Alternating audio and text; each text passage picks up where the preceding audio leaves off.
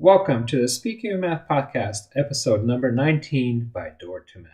This podcast is devoted to all things math education and how parents can be a positive factor in their kids' math learning. Math is the gateway to many professional careers as well as confidence and personal growth.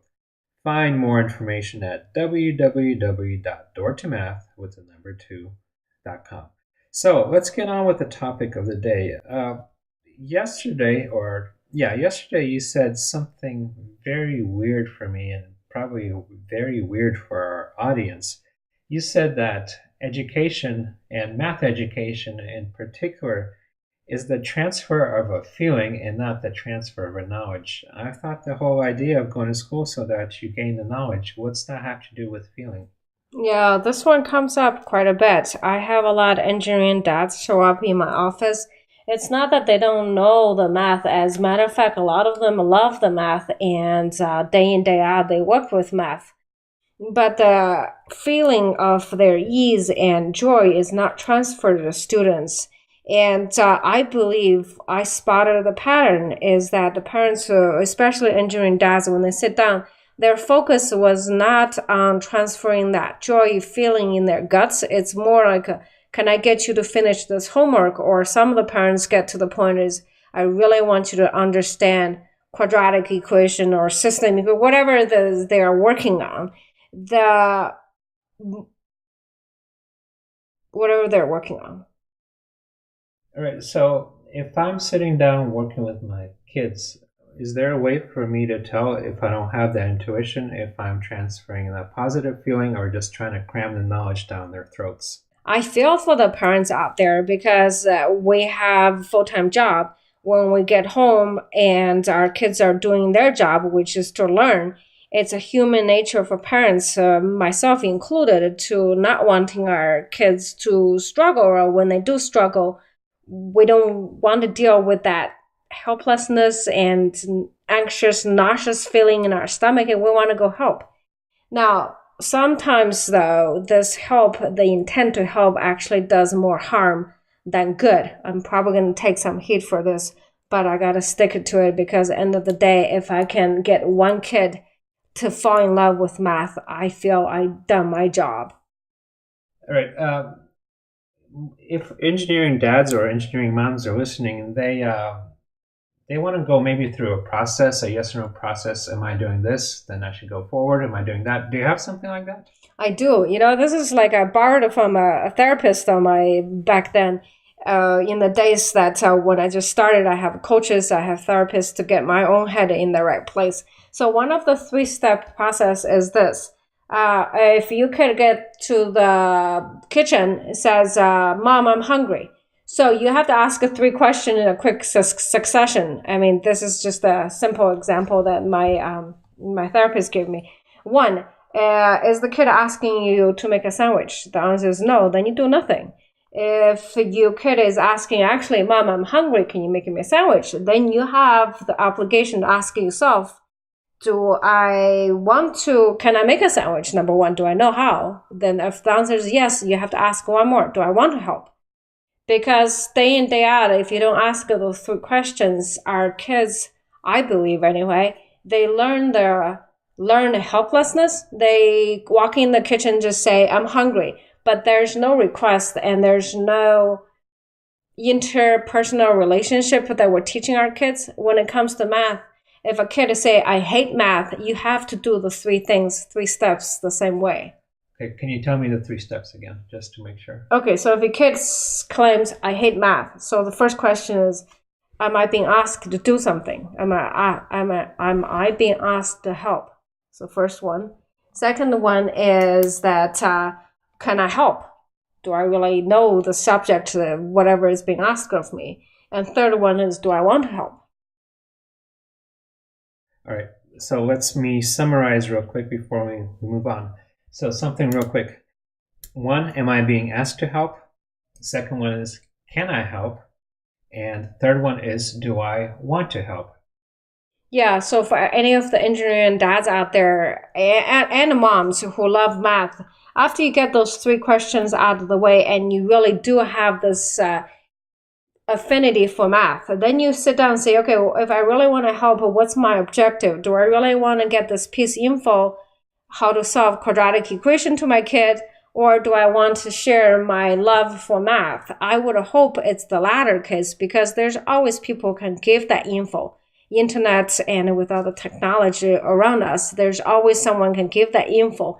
But very few people can give that feeling, transfer the love of subject to a child, especially your own child.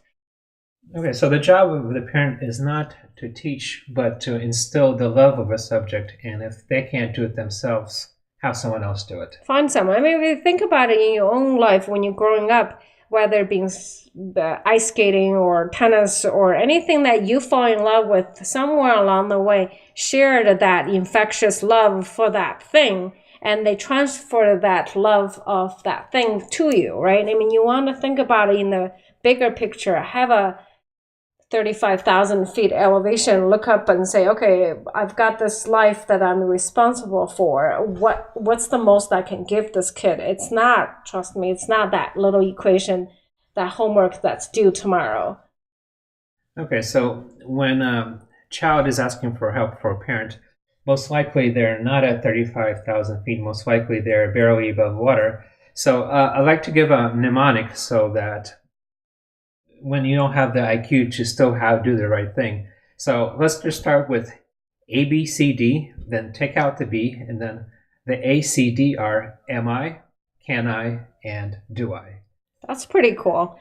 Now, we're probably going to take some heat for this one. I know for me, when my kids were young, it's really hard when they're struggling and they are just right then there. Kind of like a baby, you just want to make their life a little bit easier. But I think as they grow and thrive, in order to thrive, they do have to be nudged along. And it's really hard for me as a parent to not do anything. And sometimes I feel not doing anything actually helping them to grow. So this whole podcast is transferring the feeling of joy of math and rather than the knowledge of math.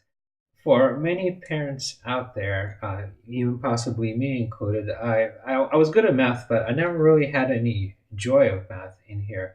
Where does a parent even start to finding joy of math for their kids? Yeah, that's a pretty hard one. And just recently, yesterday, as a matter of fact, I had a hard time because our son was outside in our parking lot office building collecting money for people to park there to walk to the winter festival for his robotic team. So my first thought was, oh my God, I have so many ideas to make your time worthwhile. Yeah, you can surge charge as more people come in, you raise your price.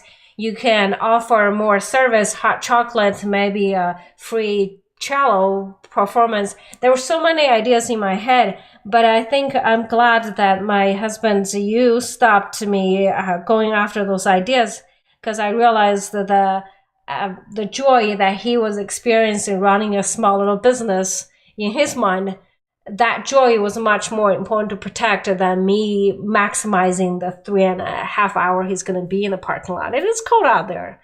Part of me wanted him to have a really big pot of money, but I realized taking all my ideas and executing them might actually drive all the fun out of it. So that gives me an idea for parents. There must be, for each parent, there must be an area of their life where they're really good at something. If it's not math, it might be business. If it's not business, it might be music or reading or something else. And when a parent has a joy in something, they intuitively have a way to transfer that joy to their kids. So maybe use that feeling of joy and take it to the other subject. Would that work for transferring, say, from the joy of music to the joy of math? Yeah, that's probably a good idea. So, for all you analytical out there, so if that thing, let's say that's experience of 10, fulfillment on both sides, you and your kid, compare that with math. If it's below 5, don't do it. If it's right around a 5, maybe do it. If it's higher than 5, maybe read up more on how to transfer, how to teach it better, how to ask better questions, so on and so forth. But if it's below 3, I would not touch it with a 10-foot pole, because in the end, our kids grow up so fast that what they're going to remember, it's not the math you taught, but how they felt when they worked with you. You're saying that if I'm a parent, what I can do for my child is transfer the joy of learning rather than the knowledge itself, which feels a little bit weird to me, but all right, I'll consider it. And you're saying that if I sit down with my kid and I'm stressed out, if I can ask a series of 3 questions, maybe that'll help me decide whether I sit down working with my child or invite someone else to do it. So the 3 questions are, am I being asked to help? Can I help? And do I want to help? If yes to all 3, maybe I should sit down. If no, maybe I should do something else. And finally, I think what you're saying is that if I have joy in something else, say woodworking or fixing cars, and if I have joy in that, I love to teach other kids doing that. And definitely I will have joy teaching those kids, and they will not be stressed when I teach the kids. So if I can recreate that joy teaching math, then yes, go ahead. If not, have someone else do it. Is that kind of what you're summarizing? Yeah, I know. Just listen to you. We're asking a lot of the parents out there. And I think part of the thing, I feel kind of guilty, but the other part is, end of the day, we brought the kids to this world. We're responsible for our kids. Just think of, you have $100 budget. Where would you put the $100 on your kid to make the most benefits so the kid can thrive? I would argue most of the time that $100 spending on explaining fractions, Thursday night, it's probably not the best use of your emotional capacity. All right, and I think that wraps it up. And until next time. Happy parenting.